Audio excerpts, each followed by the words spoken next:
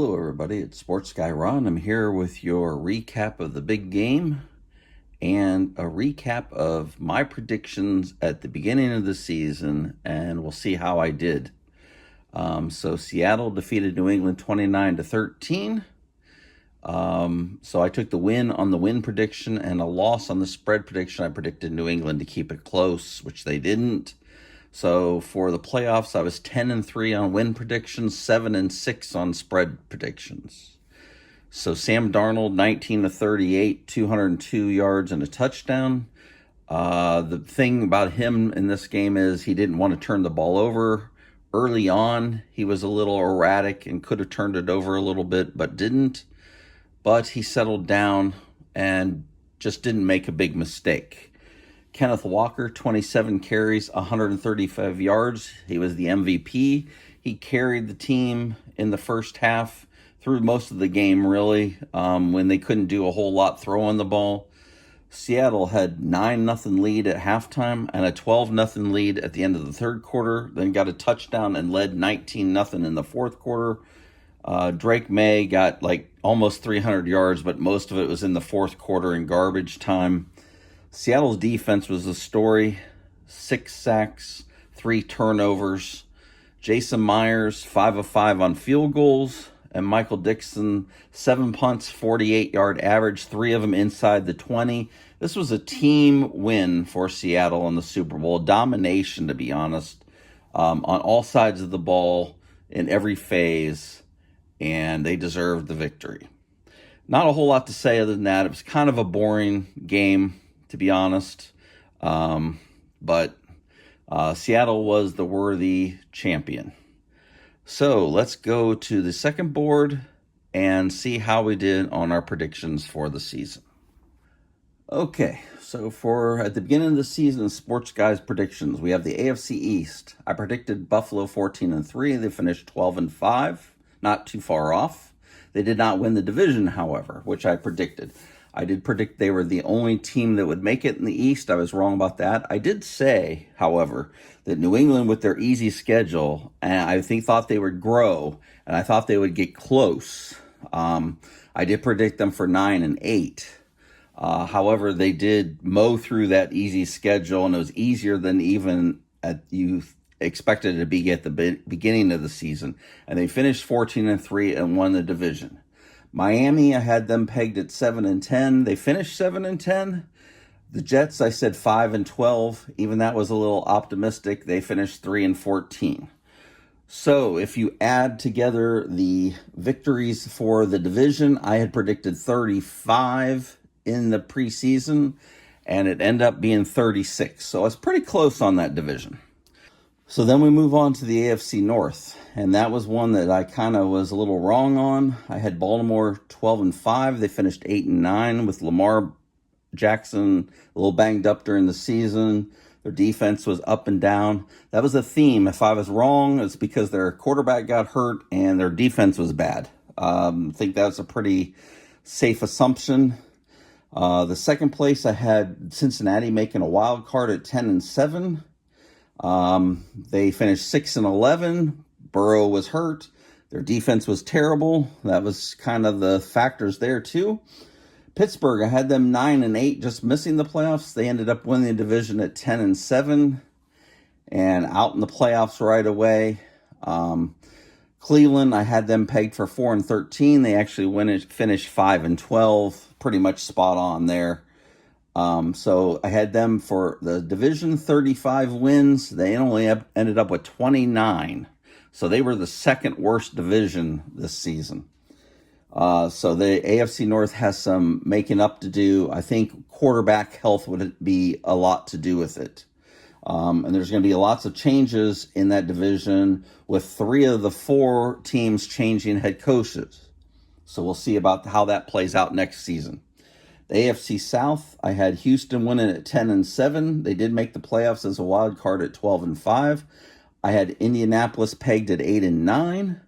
That looked really shaky for a while, but they lost a lot of games at the end of the season and actually finished 8-9 with Daniel Jones hurt. 7-10 is what I had pegged for Jacksonville. I thought they'd be better. I didn't think they'd be as much better as they were. and they finished 13-4 and won the division. So you got to give them credit for that. Tennessee, I said 4-13. They finished 3-14. So I had them for 29 victories, the AFC South. They ended up with 36. So that's impressive. A lot better than the AFC North was this year. Kind of had them flip-flopped. The AFC West, I had Kansas City winning at 11-6. Mahomes got hurt at the end, but that wasn't really the story for the Chiefs. They just underachieved and didn't win close games and finished 6-11.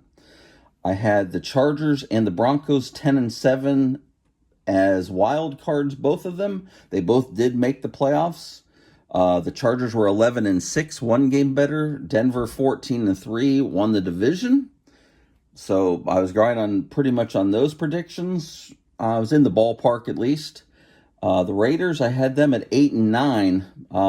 A little step down from the other teams, but they were much more of a step down. They were 3-14. The Geno Smith, Pete Carroll experiment did not work.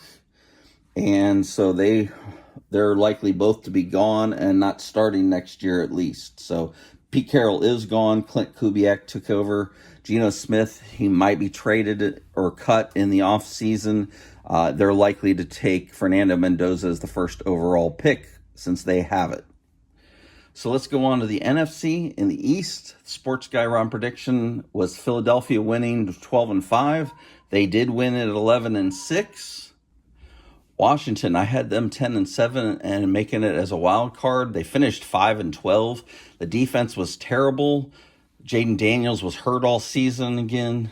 That was unfortunate for them. So they finished 5-12. I had Dallas at 7-10. They ended up 7-9-1. So pretty spot on there. Giants, I had them 5-12. They finished 4-13. So Washington was my big miss on this one. I had predicted 34 wins for the division. They ended up with only 27. They were the worst division in the league this season.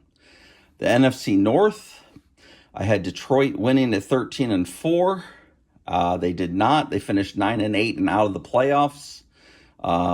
Really, it was a lot of injuries on defense. It wasn't Goff being hurt. He played pretty well.